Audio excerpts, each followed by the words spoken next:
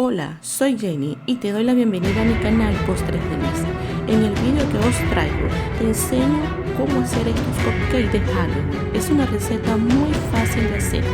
Para estos cupcakes he utilizado la receta de los cupcakes de chocolate y te dejaré el link en la cajita de información.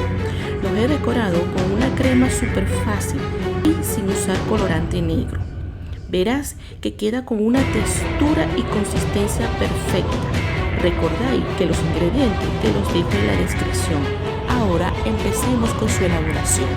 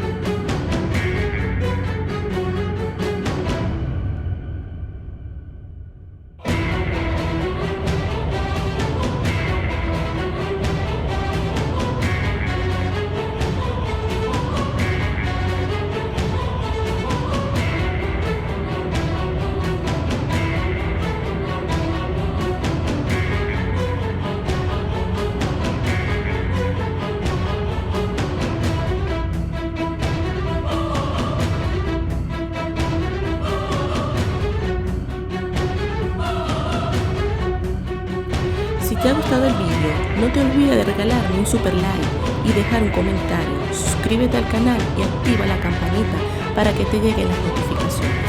Nos vemos en el próximo vídeo. Hasta luego.